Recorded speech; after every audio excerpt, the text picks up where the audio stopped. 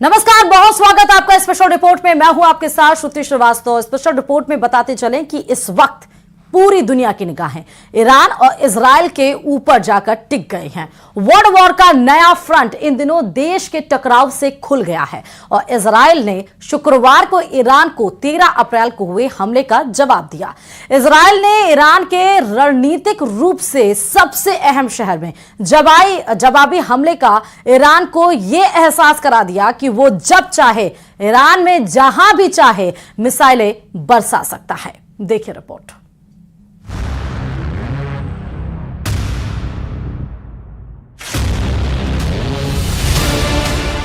Iran के uranium गोदामों पर इजराइल की दस्तक। ईरान को इजराइल का सख्त संदेश। सैन्य अड्डे के बदले सैन्य अड्डे पर टारगेट। इजराइल ने वॉर कैबिनेट के साथ करीब 5 दिनों तक मंथन के बाद ईरान पर जवाबी हमला किया है। इजराइल का ये हमला बेहद सदा हुआ, बेहद नियंत्रित और जंग के मैदान में ईरान को बहुत बड़ी चेतावनी देने के लिए किया गया। कहावत है कि सांप भी मर जाए और लाठी भी ना टूटे। ईरान के इस्फहान शहर में हमले का प्लान इजराइल ने बहुत सोच समझकर बनाया था। इजराइल के जिगरी दोस्त अमेरिका ने भी उसे यही सलाह दी थी कि ईरान पर ऐसा जवाबी हमला किया जाए जिससे ईरान को ये अच्छी तरह समझ आ जाए कि इजराइल चाह ले तो क्या कर सकता है। ईरान में इजराइल की कार्रवाई इतनी सीमित थी कि इजराइल ने इसकी जिम्मेदारी लेना तक सही नहीं समझा। इजराइल की लगातार आधिकारिक चुप्पी और सैन्य सेंसर ने कई अफवाहों को भी जन्म दिया है। इसमें यह है कि शुक्रवार को ईरान में हुआ हवाई हमला बाहरी नहीं बल्कि अंदर से किया गया था। कई विशेषज्ञों ने तो इसे इजरायली खुफिया एजेंसी मोसाद की कार्रवाई तक बता दिया है। दूसरी ओर अमेरिका ने भी इस हमले पर अभी तक चुप्पी साधी हुई है। And finally, I know there's a lot of interest in reports from the Middle East overnight, and we understand that, we get that. I'm going to say it now, though I know you all will certainly ask me about it, that we do not have any comment on the reports at this time. विशेषज्ञों का मानना है कि कई दिनों की लंबी युद्ध कैबिनेट चर्चाओं और सहयोगी देशों की सलाह के बाद इजराइल ने ईरान पर एक प्रतीकात्मक जवाबी हमला किया ताकि ईरान को सख्त संदेश मिल जाए। ये हमला ईरान के हुक्मरानों को इस बात का एहसास करवाने के लिए था कि अगर शुरुआत में ही इजराइल ईरान के यूरेनियम गोदामों के शहर तक पहुंच सकता है तो भीषण युद्ध शुरू होने पर वो ईरान का नक्शा कैसे बदल कर रख देगा। इस हमले का सीधा मकसद ईरान को ये संदेश देना था कि इजराइल जब चाहे और जहां चाहे ईरान में घुसकर हमला कर सकता है, जिसे ईरान चाहकर भी रोक नहीं पाएगा। तभी तो ईरान को सख्त लहजे में चेतावनी देने वाला अमेरिका भी कुछ इस तरीके का बयान दे रहा है जैसे वो दोनों देशों के बीच जंग नहीं चाहता है। We have been very clear from here, from the beginning, that we do not want to see this conflict escalate. We continue to consult with our allies and partners, including in the region, obviously, and to reduce further risk of escalation. माना जा रहा है कि Iran के सीधे हमले से प्रभावित इजराइल का एकमात्र लक्ष्य बस संदेश पहुंचाना था। चूंकि ईरान ने इजराइल के नेवातिम वायुसेना बेस पर हमला किया था, इसलिए इजराइल ने भी ईरान के इस्फहान में एक सैन्य अड्डे को निशाना बनाया। IDF अधिकारियों के मुताबिक विचाराधीन बेस एक प्रकार से नेवातिम वायुसेना बेस के बराबर ही है। ये ऐसा हवाई अड्डा है जिसका उपयोग लड़ाकू विमानों और सैन्य परिवहन विमानों की ओर से किया जाता है। इस बेस पर ईरान ने कई तरह के एयर डिफेंस सिस्टम भी तैनात कर रखे हैं, लेकिन इजराइल के हमलों में ईरान का एयर डिफेंस सिस्टम बेअसर रहा। हालांकि ईरान ने दावा किया है कि उसने बाहर से आए 3 ड्रोन को मार गिराया है। और इजराइल ने एक साथ अपने 3 दुश्मन देशों पर हमला बोला है। उसने अपने सबसे बड़े दुश्मन ईरान पर जवाबी हमला बोला तो दूसरी तरफ अपने पड़ोसी मुल्क लेबनान में आतंकी संगठन हिजबुल्लाह के ठिकानों पर मिसाइलों की बारिश कर दी। इजराइल वायु सेना के विमानों ने दक्षिण लेबनान के अल मंसूरी और इटाब्डू के इलाकों में आतंकवादी संगठन हिजबुल्लाह के सैन्य बुनियादी ढांचे को तहस नहस कर दिया, जबकि फिलिस्तीन के शहर वेस्ट बैंक में भी इजरायली फोर्स IDF ने घुसकर आतंकियों के ठिकाने पर रेड की।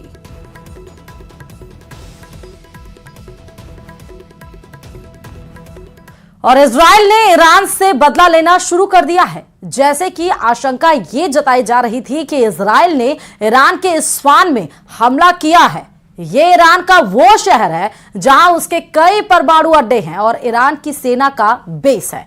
इजराइल आगे क्या करने वाला है, इस्फहान पर हमला उसी की बानगी है। देखिए रिपोर्ट।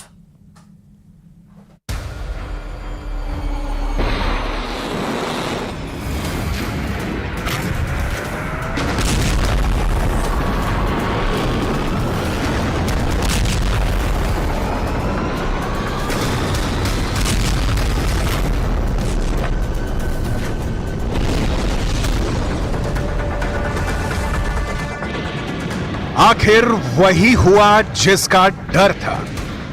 पूरी दुनिया देखती रह गई और इजराइल ने ईरान पर हमला कर दिया।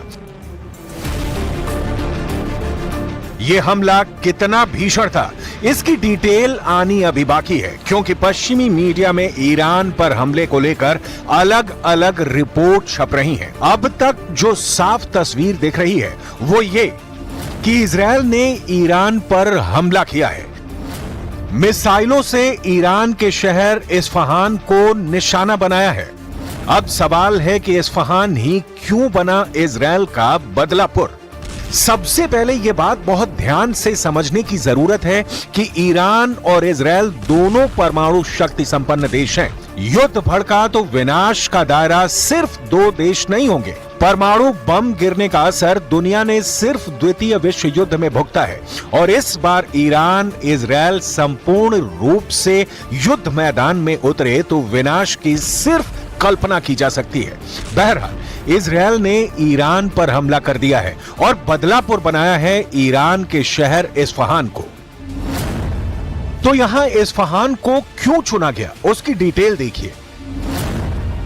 इस्फहान, तेहरान और मशाद के बाद ईरान का तीसरा सबसे अधिक आबादी वाला शहर है। इस्लामिक रिवॉल्यूशनरी गार्ड कॉर्प्स का प्रमुख सैन्य अड्डा है। इस्फहान में कई न्यूक्लियर प्लांट हैं। ईरान का सबसे बड़ा यूरेनियम प्रोग्राम भी इसी जगह से ऑपरेट होता है। इस्फहान में ईरानी सेना का प्रमुख एयरबेस भी है, जहां ईरान का सबसे बड़ा जहाजी बेड़ा है। इस्फहान में US made F-14 Tom cat लड़ाकू विमान है, जो ईरान को 1979 के इस्लामिक क्रांति से पहले अमेरिका से मिला था। इस लड़ाकू विमान की रफ्तार 2485 किलोमीटर प्रति घंटा है। इसकी कॉम्बैट रेंज 930 किलोमीटर है और इसमें 10 तरह के हथियार लगाए जा सकते हैं, जिसमें रॉकेट, बम और मिसाइलें शामिल हैं। इस्फहान पर हमला कर इजराइल दुनिया को लाउड एंड क्लियर मैसेज देना चाहता है कि वो ईरान की रीढ़ की हड्डी तोड़ने में सक्षम है। कई एक्सपर्ट ने पहले ही आशंका जताई थी कि नेतन्याहू ने ईरान के परमाणु कार्यक्रम को डिरेल करने का मन बना लिया है और इसके लिए सबसे आसान रास्ता इस्फहान शहर को टारगेट करना है। हमले के बाद ईरान ने कहा है कि इस्फहान के सारे न्यूक्लियर प्लांट सुरक्षित हैं। लेकिन यहां जो बात नोट करने वाली है वो ये कि इस्फहान पर हमले के बाद अब ईरान की राजधानी तेहरान के न्यूक्लियर प्लांट भी इजराइल की जद में है। इजराइल पहले से संकेत देता आ रहा है कि उसके हमले का टारगेट ईरान के न्यूक्लियर अड्डे हैं और इजराइल ने इस्फहान पर हमला कर ये प्रूव भी कर दिया है। ईरान के पास परमाणु बम बनाने के लिए प्रचुर मात्रा में यूरेनियम है। युद्ध की सूरत में ईरान इसका इस्तेमाल करने से गुरेज नहीं करेगा और यही बात अब सामने आ रही है कि ईरान को परमाणु बम बनाने से कोई नहीं रोक सकता। ईरान के पास सेल्फ डिफेंस का वास्ता देकर इसकी दलील भी अब तैयार है। ईरान के पास 3 अंडरग्राउंड यूरेनियम प्लांट्स हैं। ये प्लांट्स फोर्डो, नाटंज और कॉम में हैं।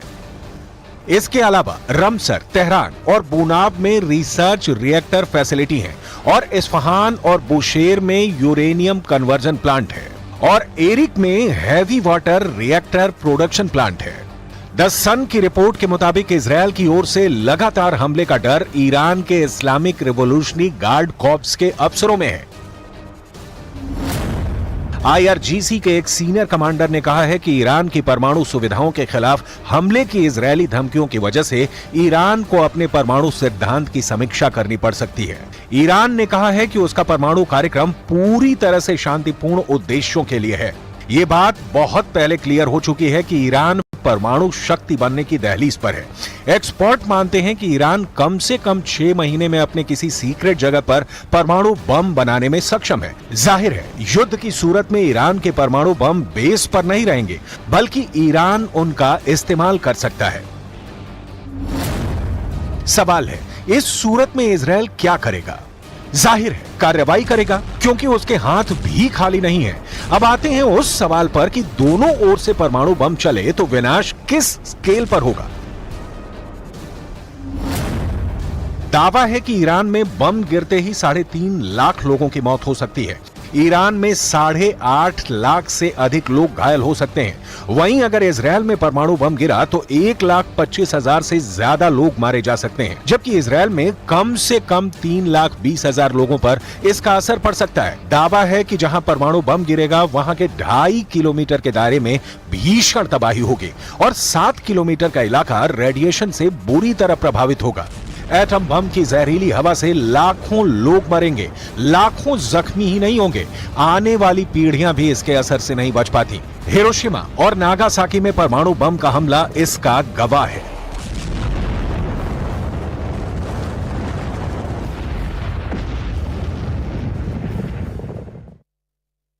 और अब बताते हैं आपको कि इजराइल युद्ध में अकेला नहीं। इजराइल के पास अमेरिका का दम है, ब्रिटेन के लड़ाकू विमान है, फ्रांस के राफेल है, इजराइल के पास नाटो की पावर है, यानी नाटो की। लेकिन ईरान भी किसी से कम नहीं। ईरान के पास मोस्ट पावरफुल पुतिन का बैकअप है। मगर ये महाशक्तियां खुलकर खाड़ी के टकराव में दखल क्यों नहीं दे रही? क्या है सुपर पावर का वॉर प्लान? स्पेशल रिपोर्ट में देखिए, क्या ईरान कराएगा वर्ल्ड वॉर?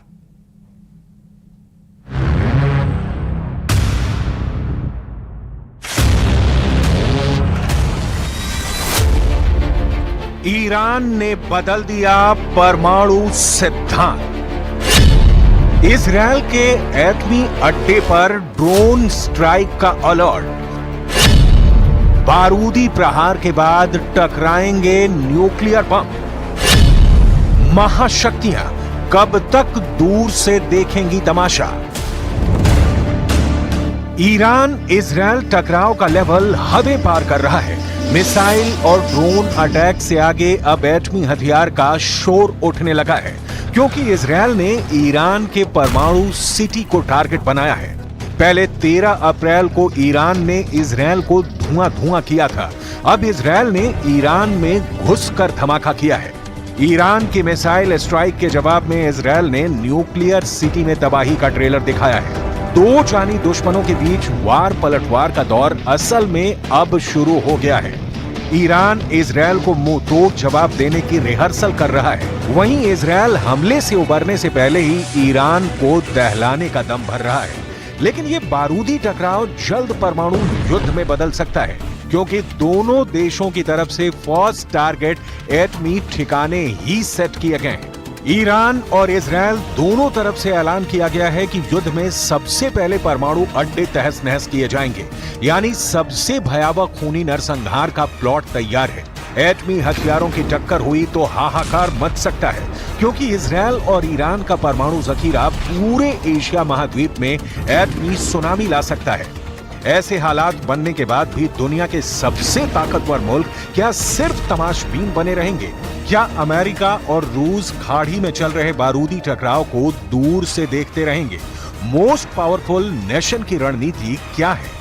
पर्दे के पीछे रहकर क्या महाशक्तिशाली देश दुनिया को खतरे में झोंक रहे हैं? कौन क्या कर रहा है? सबसे पहले ये जानते हैं। इजरायल का सबसे बड़ा हमदर्द कहे जाने वाले अमेरिका का डबल स्टैंडर्ड देखिए। CNN के मुताबिक ईरान पर हमले से ठीक एक दिन पहले गुरुवार को अमेरिका के रक्षा मंत्री लॉयड ऑस्टिन ने इजरायली रक्षा मंत्री योव गैलेंट से फोन पर बात की थी। इस दौरान दोनों नेताओं ने ईरान के हमले और मिडिल ईस्ट में तनाव कम करने को लेकर चर्चा की थी। हालांकि पेंटागन के स्टेटमेंट में ईरान के खिलाफ जवाबी कार्रवाई को लेकर किसी भी चर्चा का जिक्र नहीं किया गया है। जाहिर है अमेरिका का स्टैंड क्लियर नहीं है। इजरायल के साथ होकर भी सुपर पावर ने तनाव कम करने के लिए कोई ठोस कदम नहीं उठाया है। अमेरिका और नाटो के देश ईरान पर पुराने ढर्रे वाले दांव आजमा रहे हैं, जिसका कोई असर कभी हुआ नहीं है। अमेरिकी ट्रेजरी डिपार्टमेंट की तरफ से एक बयान में कहा गया है कि अमेरिका ने ईरान के यूएवी प्रोडक्शन में लगे 16 लोगों और 2 संस्थाओं को बैन कर दिया है। इसमें ईरान के शाहिद वेरिएंट यूएवी को पावर देने के लिए इंजन बनाने वाली कंपनी शामिल है। ईरानी वाहन निर्माता बहमन ग्रुप की 3 सहायक कंपनियों को भी प्रतिबंधित किया गया है। ईरान के निर्यात को टारगेट करते हुए लाइसेंस मिलने में मुश्किलें खड़ी करने का प्लान भी अमेरिका ने बनाया है। वहीं ब्रिटेन ने रिवॉल्यूशनरी गार्ड कॉर्प्स की नेवी सहित 7 लोगों और 6 संस्थाओं पर प्रतिबंध लगा दिया है। पश्चिम देश पिछले कुछ साल से ईरान पर बार बार प्रतिबंध लगाते आए हैं। ब्रिटेन ने ईरान पर 400 से ज्यादा आर्थिक प्रतिबंध लगा रखे हैं, लेकिन ईरान इन प्रतिबंधों की परवाह कभी नहीं करता, क्योंकि ईरान किसी के आगे झुकने को तैयार नहीं। तो इसके पीछे की पावर है व्लादिमीर पुतिन की दोस्ती। हालांकि इजरायल ईरान टकराव में रूस भी दूर बैठकर सही वक्त का इंतजार कर रहा है। प्रेसिडेंट व्लादिमीर पुतिन ने मंगलवार 16 अप्रैल को ईरान के राष्ट्रपति रईसी से फोन पर बात कर संयम बरतने के लिए कहा था, लेकिन हालात बदलने पर रूस खुलकर ईरान के साथ खड़ा होगा, इसमें किसी को शक नहीं, क्योंकि यूक्रेन युद्ध में रूस का साथ देने वाला ईरान सबसे बड़ा देश था। रूसी सैनिकों ने ईरान के शाहिद 136 ड्रोन के इस्तेमाल से यूक्रेन में कई फ्रंट पर तबाही मचाई थी। रूस और ईरान लंबे वक्त से एक दूसरे के सच्चे साथी के तौर पर पहचाने जाते हैं। यूक्रेन युद्ध के दौरान पुतिन ने ईरान का दौरा भी किया था, मगर रूस सीधे तौर पर खाड़ी युद्ध में उलझने को फिलहाल तैयार नहीं, क्योंकि यूक्रेन युद्ध ही रूस को भारी पड़ रहा है। नए फ्रंट में दखल देखकर पुतिन रूस की सेना को कमजोर नहीं होने देंगे। वहीं अमेरिका किसी भी सूरत में खाड़ी के टकराव में सीधे तौर पर शामिल होने से बच रहा है, क्योंकि इस इलाके में अमेरिका का युद्ध इतिहास बहुत कड़वा रहा है। खाड़ी मुल्कों की जंग में अमेरिका को सिर्फ नुकसान ही झेलना पड़ा है। इन्हीं तमाम वजहों से महाशक्तिशाली ईरान और इजरायल के टकराव से दूरी बनाकर चल रहे हैं, लेकिन ये रणनीति पूरी दुनिया को बड़े खतरे की तरफ ले जा रही है। जिस तरह से ईरान और इजरायल आर पार के युद्ध के लिए ललकार रहे हैं, उसे नजरअंदाज नहीं किया जा सकता। अगर कहीं किसी ने गलती से भी न्यूक्लियर अड्डे को निशाना बनाया तो महातबाही की शुरुआत हो जाएगी।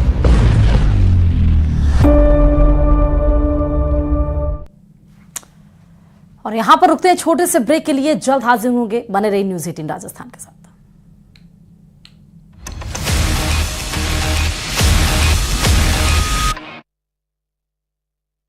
हमारी किसान सम्मान 30% तो बंगाल में 77% से अधिक मतदान।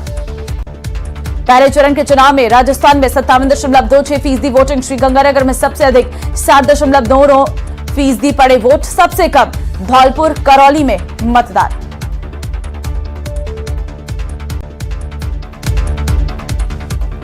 राजस्थान में अमित शाह का तूफानी चुनाव प्रचार, आज भीलवाड़ा और कोटा में करेंगे जनसभा, बीजेपी प्रत्याशियों के लिए मांगेंगे समर्थन। आज राजस्थान के चुनावी रण में गरजेंगे यूपी के सीएम योगी आदित्यनाथ, भीम, निम्बाहेड़ा और ब्यावर में भरेंगे हुंकार, जोधपुर में करेंगे रोड शो। गृह मंत्री अमित शाह आज मथुरा के चुनावी दौरे पर, हेमा मालिनी के पक्ष में करेंगे रैली, जयंत चौधरी भी रहेंगे साथ। बीएसपी ने जारी की उम्मीदवारों की नई लिस्ट, वाराणसी सीट पर बीएसपी ने प्रत्याशी बदला, सैयद नियाज अली को वाराणसी से टिकट, भदोही से अतहर अंसारी को बनाया उम्मीदवार। राजस्थान बीजेपी का गढ़, हम 25 सीटें जीतेंगे, कम वोट प्रतिशत पर सीएम भजनलाल का बयान, कहा मतदान कम होने के कई कारण, जनता ने हमें वोट दिया, हमें पूरा भरोसा। आज यूपी के अमरोहा में एसपी और कांग्रेस के संयुक्त रैली, राहुल गांधी और अखिलेश यादव जनसभा को करेंगे संबोधित, कांग्रेस के टिकट पर लड़ रहे दानिश अली के समर्थन में वोट मांगेंगे राहुल और अखिलेश। अमरावती से बीजेपी उम्मीदवार नवनीत राणा पर संजय राउत के विवादास्पद बयान पर मचा बवाल, संजय राउत ने नवनीत राणा को कहा डांसर, तो बीजेपी ने किया विरोध प्रदर्शन। पश्चिम बंगाल की सीएम ममता बनर्जी ने मुर्शिदाबाद में सीएए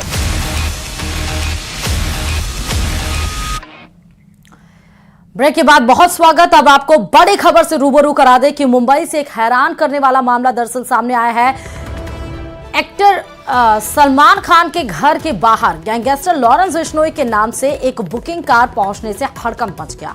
इस मामले में पुलिस ने उत्तर प्रदेश के गाजियाबाद से एक आदमी को गिरफ्तार किया है, जिसे कोर्ट ने 2 दिन की रिमांड पर भेज दिया। बताया यह गया कि आरोपी ने 2 दिनों पहले ओला कार लॉरेंस बिश्नोई के नाम से बुक किया था, जिसमें एड्रेस अभिनेता सलमान खान के घर गैलेक्सी अपार्टमेंट का दिया गया था। फिलहाल पुलिस पूरे मामले की जांच में जुट गई है।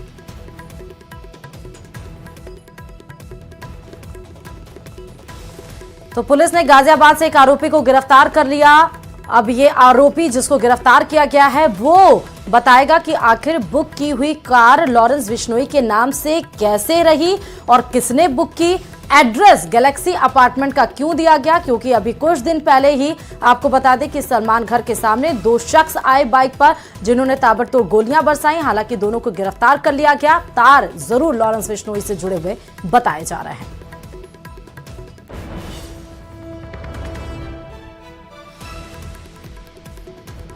एक और छोटे से ब्रेक के लिए रुकते हैं, कहीं मत जाइए, देखते रहिए न्यूज़ 18 राजस्थान।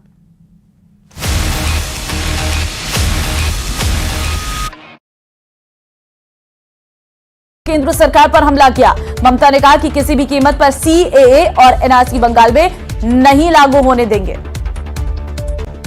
लोकसभा चुनाव के लिए पहले चरण में 21 राज्यों की 102 सीटों पर करीब 60% वोट पड़े। त्रिपुरा में सबसे अधिक करीब 80%, तो बंगाल में 77% से अधिक मतदान। पहले चरण के चुनाव में राजस्थान में 57.26% वोटिंग। श्रीगंगानगर में सबसे अधिक 7.99% पड़े वोट। सबसे कम धौलपुर करौली में मतदान।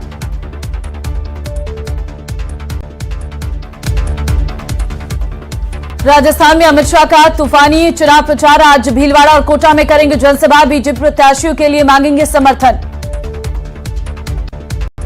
आज राजस्थान के चुनावी रण में गरजेंगे यूपी के सीएम योगी आदित्यनाथ। भीम, निम्बाहेड़ा और ब्यावर में भरेंगे हुंकार। जोधपुर में करेंगे रोड शो। गृह मंत्री अमित शाह आज मथुरा के चुनावी दौरे पर। हेमा मालिनी के पक्ष में करेंगे रैली। जयंत चौधरी भी रहेंगे साथ। बीएसपी ने जारी की उम्मीदवारों की नई लिस्ट। वाराणसी सीट पर बीएसपी ने प्रत्याशी बदला। सैयद नियाज अली को वाराणसी से टिकट। भदोही इसका नंबर 1 अल्ट्राटेक। चलिए स्पेशल रिपोर्ट में बताते चले कि हिमाचल प्रदेश में मौसम में जबरदस्त बदलाव देखा गया। मनाली में तूफान की वजह से कई जगहों पर पेड़ गिर गए, जिसकी वजह से गाड़ियों को भी नुकसान पहुंचा है। वहीं शिमला की भी बात करें तो वहां पर भी जमकर बारिश हुई है। मौसम विभाग ने बारिश और तूफान का ऑरेंज अलर्ट भी जारी कर दिया। इसके साथ ही अगले 6 दिन तक पहाड़ों पर बारिश होने का अलर्ट जारी किया गया है। तो शिमला हिमाचल प्रदेश और मनाली हिमाचल प्रदेश की आप तस्वीरें देख रहे हैं, जहां पर बारिश हुई और हवा तेज चली, जहां पर पेड़ गिर गए। तमाम गाड़ियों के ऊपर पेड़ गिरे हुए देखिए क्षतिग्रस्त हो गए। और 6 दिनों तक मौसम ऐसे खराब रहेगा, ऐसा मौसम विभाग ने अलर्ट जारी किया है। और जेल में केजरीवाल के खाने को लेकर कैसे विवाद शुरू हुआ और कोर्ट में ईडी और केजरीवाल के वकीलों की ओर से क्या क्या दलीलें पेश की गई, उसकी एक रिपोर्ट आपको दिखाते हैं। अरविंद जी से मिलने गई। उन्हें डायबिटीज है, शुगर लेवल ठीक नहीं चल रहे, लेकिन निश्चय दृढ़ है। देख रहा है कि किस तरह से भारतीय जनता पार्टी ने झूठे केस लगाकर अरविंद केजरीवाल को जेल में डाल दिया है, जहां आज उनके स्वास्थ्य को खतरा हो रहा है। साजिश हो रही है अरविंद केजरीवाल की जान पर हमला करने के लिए।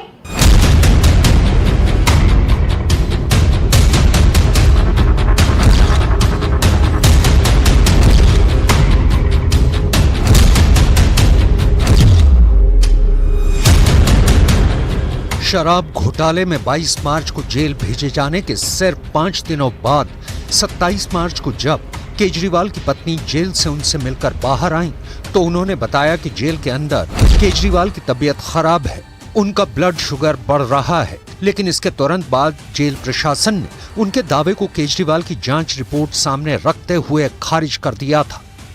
तिहाड़ जेल में बंद दिल्ली के मुख्यमंत्री अरविंद केजरीवाल की तबीयत क्या घर के खाने की वजह से बिगड़ रही है? ये सवाल ईडी के दावे के बाद खड़ा हुआ है, क्योंकि ईडी ने आज राउज एवेन्यू कोर्ट में आरोप लगाया कि अरविंद केजरीवाल जेल के अंदर जानबूझकर मीठा खा रहे हैं ताकि उनका शुगर लेवल बढ़ जाए और उन्हें मेडिकल ग्राउंड पर जमानत मिल जाए।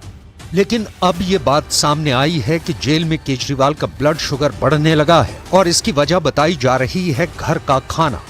केजरीवाल पिछले 28 दिनों से शराब घोटाले के आरोप में जेल में बंद हैं। उन्हें टाइप 2 डायबिटीज है और उनके स्वास्थ्य को देखते हुए ही कोर्ट ने उन्हें घर का खाना खाने की इजाजत दी है।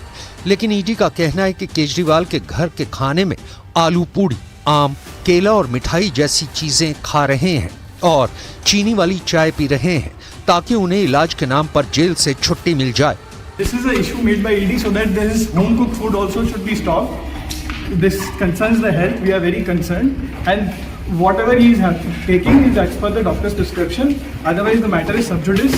ये पूरा मामला तब सामने आया जब केजरीवाल के वकील ने ट्रायल कोर्ट में एक याचिका दाखिल की और कोर्ट से केजरीवाल के डॉक्टर से वीडियो कॉन्फ्रेंसिंग के जरिए मेडिकल कंसल्टेशन लेने की मांग की। इसके पीछे उन्होंने तर्क दिया था कि केजरीवाल टाइप 2 डायबिटीज के मरीज हैं और उनका ब्लड शुगर लेवल फ्लक्चुएट होता रहता है, जिसके जवाब में ईडी ने कोर्ट को ये बातें बताई हैं। लेकिन अब इस पूरे मामले को लेकर राजनीति भी शुरू हो गई है। बीजेपी नेता मनोज तिवारी ने कहा है कि केजरीवाल को गाजियाबाद के डासना जेल में शिफ्ट कर देना चाहिए और ऐसा वो इसलिए कर रहे हैं कि इसका बहाना लेकर अपने बेल को पाने की कोशिश करें, कोर्ट को बेल अप्लाई करें। मेरा मानना है कि अरविंद केजरीवाल जी ऐसी साजिश ना करें, इसलिए उनको तिहाड़ जेल से हटाकर उत्तर प्रदेश के डासना जेल भेजना चाहिए ताकि जेल उनके स्वास्थ्य का ध्यान भी रख सके और वो इस तरह की कोई भी सहानुभूति लेने वाली कोई साजिश न कर सके। एक बार अरविंद केजरीवाल जी को घर का खाना रुक गया, उसके बाद उनको तिहाड़ जेल के अंदर कब खिलाया जा रहा है, क्या खिलाया जा रहा है, किसी को कुछ पता नहीं चलेगा। क्या ये एक साजिश हो रही है अरविंद केजरीवाल की जान पर हमला करने के लिए? चलिए, तमाम खबरों के साथ स्पेशल रिपोर्ट में फिलहाल अभी के लिए इतना ही और खबरों के लिए देखते रहिए न्यूज़ 18 राजस्थान।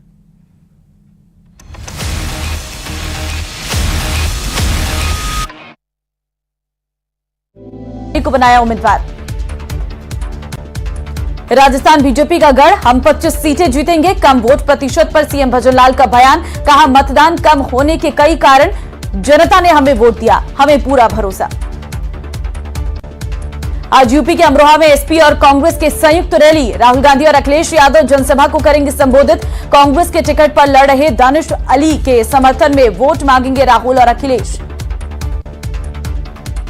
अमरावती से बीजेपी उम्मीदवार नवनीत राणा पर संजय राउत के विवादास्पद बयान पर मचा बवाल। संजय राउत ने नवनीत राणा को कहा डांसर, तो बीजेपी ने किया विरोध प्रदर्शन।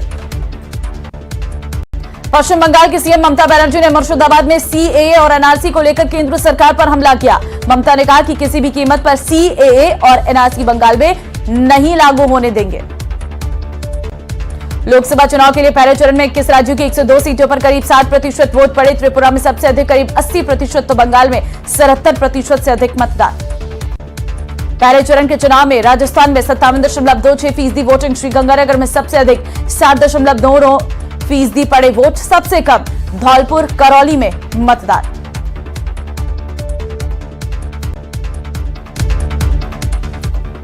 राजस्थान में अमित शाह का तूफानी चुनाव प्रचार, आज भीलवाड़ा और कोटा में करेंगे जनसभा, बीजेपी प्रत्याशियों के लिए मांगेंगे समर्थन।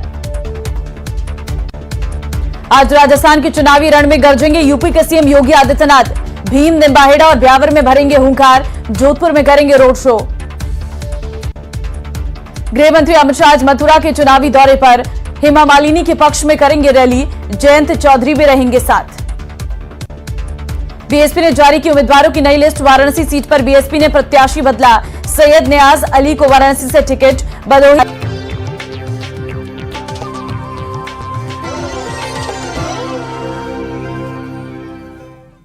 हेडलाइंस प्रेजेंटेड बाय महाकोश कच्ची घानी सरसों तेल और रिफाइंड सोयाबीन ऑयल, चुनो सही। राजस्थान में अमित शाह का तूफानी चुनाव प्रचार, आज भीलवाड़ा और कोटा में करेंगे जनसभा, बीजेपी प्रत्याशियों के लिए जुटाएंगे समर्थन।